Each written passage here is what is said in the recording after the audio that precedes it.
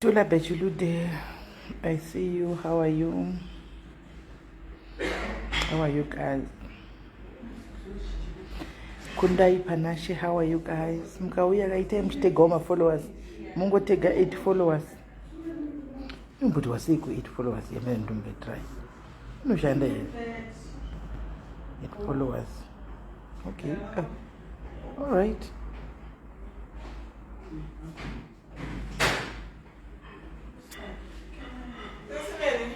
Hi Nozi. How are you? Mkase. Mafamba wena. Mafamba. Kuneta. Kararabo. Kararabo. Tazorudza tomutswa watodzimuka ingwa dzakati munhu ozvimukira ki 2 hours after. Tapota chinobvira. Mumuka 2 hours after. Iyo hava mangoti. Ndio vakaisa time. Takuti zita kubwa kuti hey, no, ndio wanoka. Ezvo. Vanowandikwa.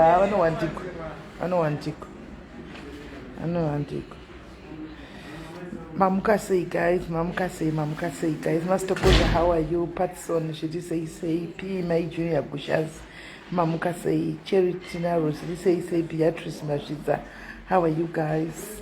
Mori say Tsitsikufa, how are you guys? Itime chitega vepolo kwane visamunosiva itime chuya anzi mundivigirewo rangu mozondisira papepo kadhi rako riri kupi maitapiwa kadhi rinoda kutumirwa munhu here ngonotora mwana wabheti zviri sei mwana wabheti, how are you guys? I hope mamuka vakuseni. Yes, Victoria Tabashi zviri sei Mrise Maina Talinati, how are you? Vimbai Nyarota. Go share your life, guys. Just share the life, guys, and take others. Go take over on the go take a list. Say information is important. Something that I just need to address. IKG Susan, she say Alice Mukandawa, she say guys, go take a guys, take a funny something I don't go address. Take a Vamunona Vasipo. Take care of guys. Page the page the can go Kurash Capatain Gate of Adazari area. And the damn sickness and the Chaco parties.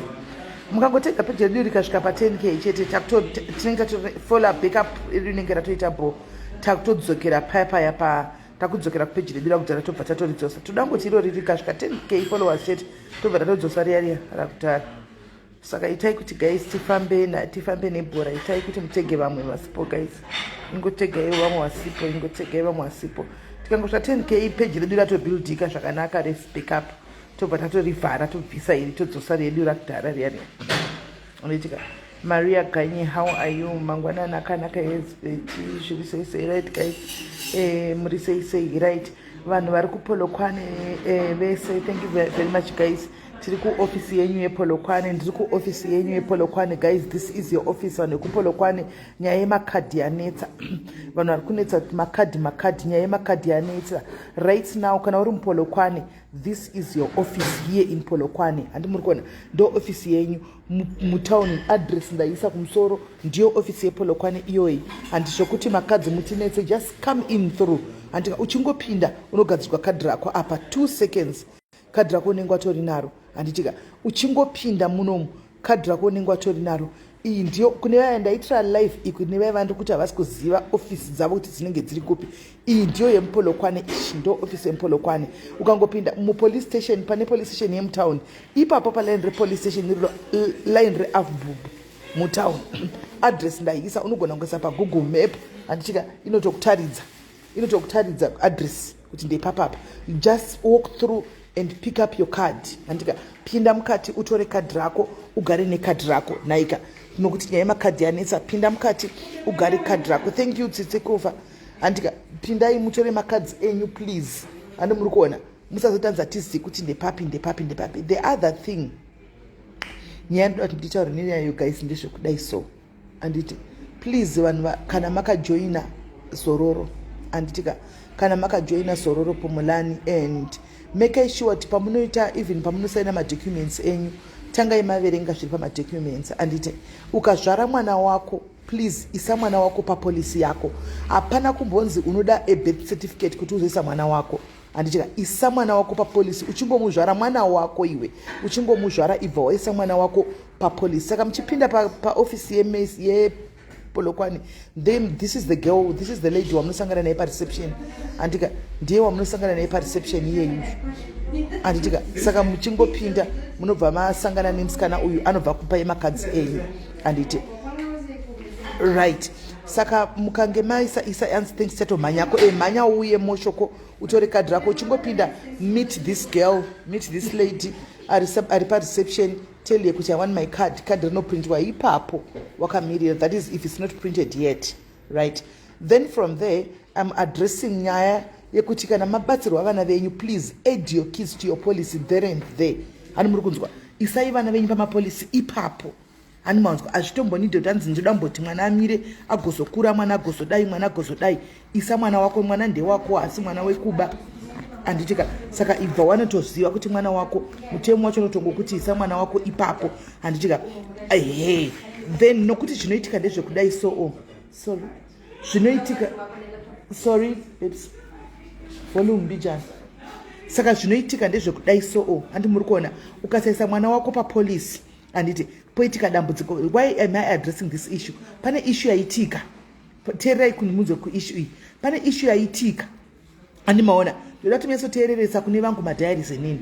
The family ine police pauiga zvinoita nchidya omuka nzara nchidya. Pane family ine police kudhara anditi vaine police kudaro ndobva vazvara mwana, vabatsirwa mwana ndobva vatedza kuisa mwana papolisi, right? Ndobva vaverengera mwana kubva ari mudiki kusvika mwana ave kuma 1 year 8 months mwana nakusa papolisi. Hani muri kuona vasina kusa nokuti paunojoina zororo the reason why chiti winza phone number yako nezita rako uchifonegwa na-agents is because those calls are recorded.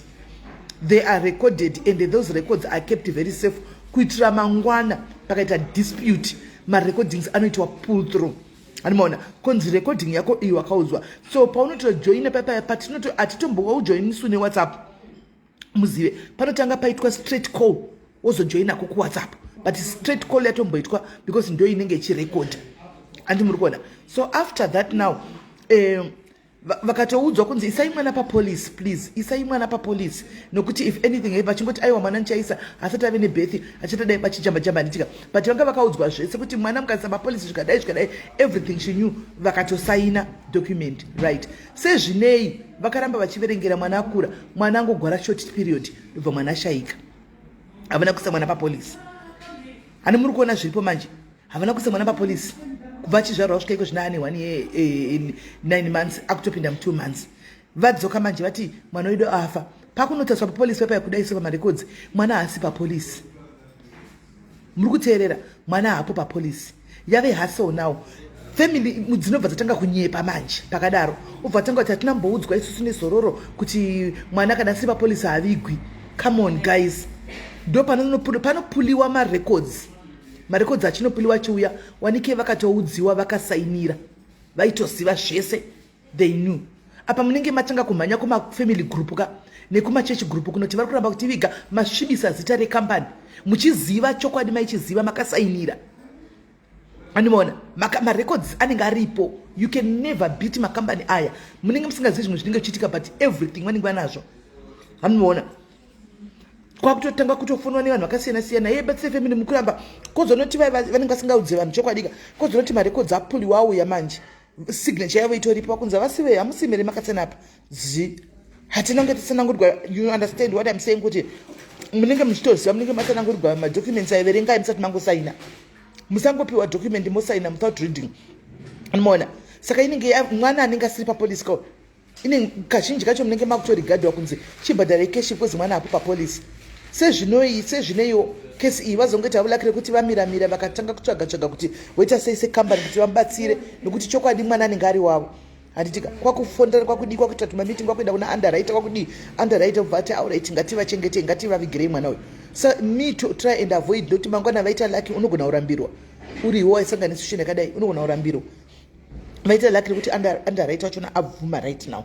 Saka just to avoid such cases, guys, please, ukazvara mwana wako nhasi mangwana uchingozvara mwana wako indanomisa papolisi, andi kune polisi kudara kungoedha madetails emwana wako papolisi yako, wotopiwa police document nyuwani kuti tawa paedhwa ningi naningi vana vako mugara muri safe. Andi muri kunzwa polisi chakusha guys, muri kwaza ndokudza kuti nyaya yaitika pa ndekuti mwana wa mama havana kurwara, angoita short illness ipapo ngorwara same time ndobva toshaika same time.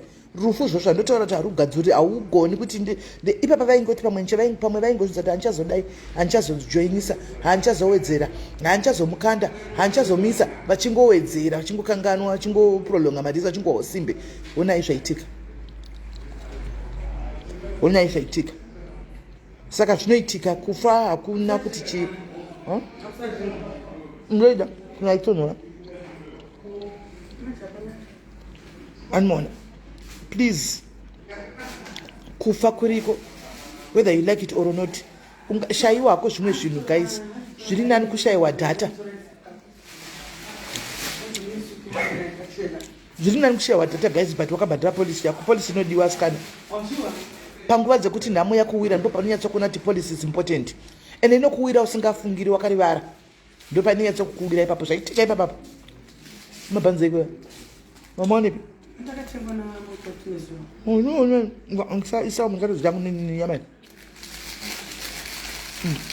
and the life insurance, I think they're still in the pipeline.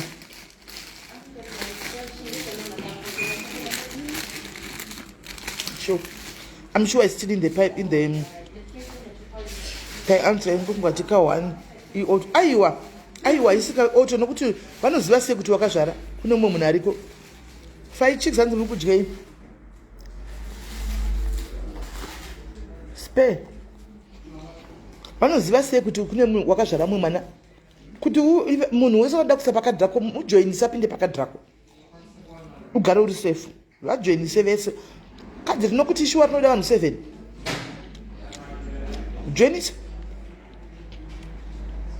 joinisa kadhi rokudza tinoda vanhu 7 va immediate family yako, chero nevana vako 5 mokwana ipapo. Ani maona kudya nyama iyi. Saka guys, ndinoda ndikuudzei, yai mutore makadzi enyu vari kuJoburg, vari kuRandburg, endai kuRandburg offices motora makadzi. Vari kuJoburg city mutown, endai paBramfontein motora makadzi enyu. Tineva Port Elizabeth rapi. Port Elizabeth, are you ready for me?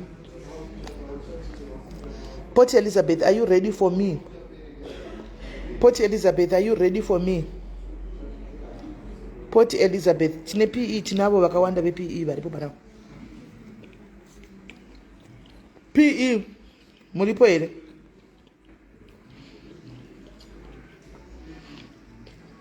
Port Elizabeth, are you there? Okay, you don't want the man.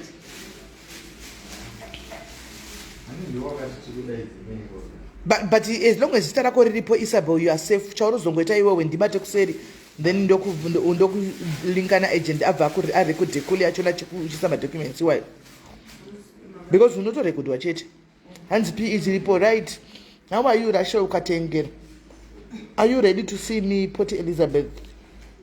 Rachel, go ahead, Port Elizabeth. You don't know.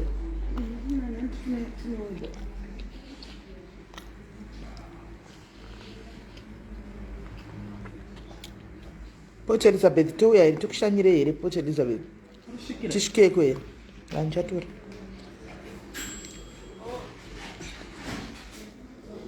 I don't know.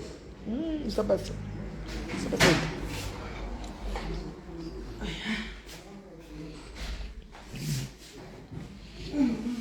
Port Elizabeth chakushanyira. Vaudze, tell them tsitsi mwanangu. Tell them.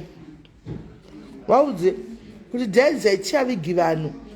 Vanoramba chingouya kuseri kusimeri kwafiwa kunotika tina vedu hamuzvizivi kuti hatichavigi here isu. Hatichavigi vanhu, takatopa vanhu grace period yekuti 3 months munhu wese polisi, vanhu vakaenda mapolisi. Hatichavigi munhu isu. Hatichavigi munhu. saka munhu mira nepolisi yako uchida usingadi kupa kuchauya munhu mira nepolisi yako ane muri kunzwa guys ndiyo information andangokupa yangu iyoyo nekuudza vepolokwane kuti ofisi yavo iri papi notoni vachigara muno vachiti hatizivi kune polisi vanenge vachimbonesera makadhi mucomment section komakadzi ukati ndamotora kwai iri kupi polisi yachona ofisi yachona hatizivi asi vachigara muno kana wakwenda unogara kuzimbabwe inda kuofisi iri padhuze unopiwa tsamba yekuti ndakuenda kuzimbabwe then unokontinya bhadhara nemari TGS kuzimbabwe ikoko. Oh, thank you very much, Irene Mzuru. Thank you very much. Hans Doves, Chipinge branch, the lady driver was a lovely. Thank you for everything. We'll forever be grateful. Thank you, my sister, for the compliment. Thank you for the driver. Do you know the name of the driver? Cape Town. Ukamwenda pa Google. Ukangoloti zororo Pumulani Cape Town. Nitokubudisira pairi. Utokubudisira pairi. Ukangopinda mtaani papa woboya Google map yako woisa petsoka. Lokufamba nitsoka. Inokushitsa ipapo. Inokushitsa ipapo.